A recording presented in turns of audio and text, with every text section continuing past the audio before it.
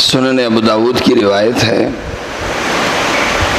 حضرت یعلا بن امیہ رضی اللہ عنہ ایک بزرگ صحابی ہیں، کہتے ہیں کہ اللہ کے نبی صلی اللہ علیہ وسلم نے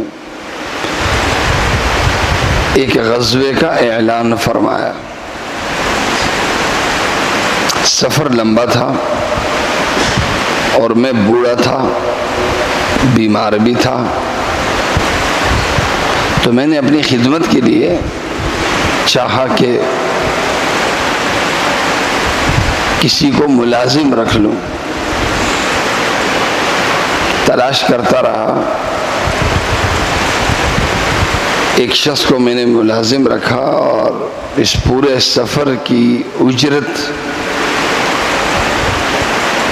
3 دینار مقرر کی گئی۔ اس پورے سفر کے لیے اس کی تنخواہ ہے، اس کی اجرت 3 دینار مقرر کی گئی۔ وہ سفر میں میرے ساتھ تھا، خدمت کرتا تھا، اور اللہ تعالیٰ نے اس غزوے میں ہمیں فتح عطا فرمائی۔ مسلمانوں کو جب فتح ہوئی اور مال غنیمت تقسیم ہونے لگا تو میں نے چاہا کہ میرے ملازم کے لیے بھی مال غنیمت میں حصہ ہو جائے۔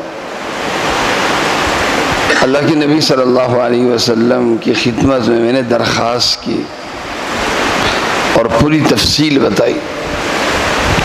اللہ کے نبی صلی اللہ علیہ وسلم نے ارشاد فرمایا،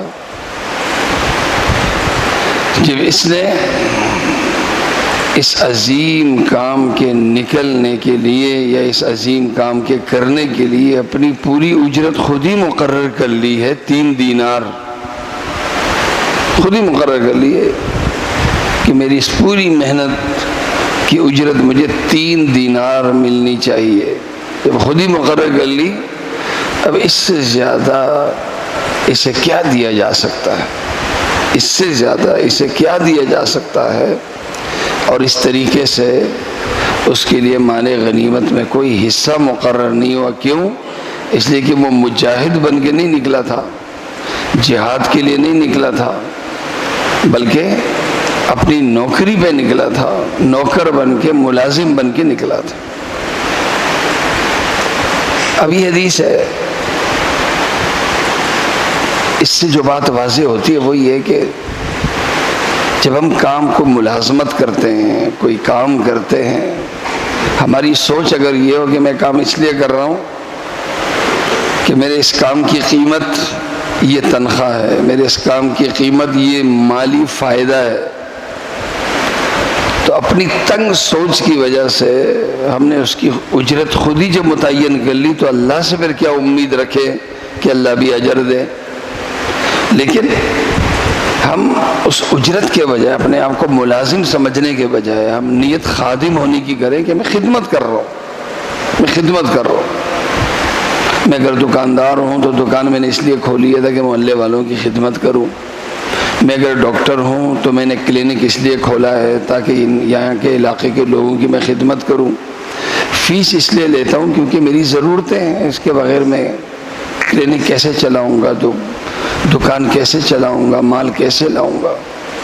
تو بجائے اپنے آپ کو ملازم تصور کرنے کے اگر ہم خادم تصور کر لیں اور ذہن میں یہ رکھ لیں کہ اگر کبھی کسی ضرورت مند کی ضرورت، اگر وہ ضرورت جو ہے وہ مجھے بغیر قیمت کے، بغیر اجرت کے اگر کبھی پوری کرنی پڑ گئی تو میرے لیے ضرورت اہم ہوگی، اجرت اور اپنی چیز کی قیمت اہم نہیں ہوگی۔ صرف نیت کرنا ہے۔ یہ نیت جب ہوتی ہے اللہ تعالیٰ کبھی محروم نہیں کرتا، لیکن جب اس انسان اپنی نیت بڑی رکھ لیتا ہے تو پھر اسے ایک فائدہ نہیں بلکہ کئی فائدے مل جاتے ہیں، دنیا کے بھی اور آخرت کے بھی۔ اللہ تعالیٰ مجھے اور آپ سب کو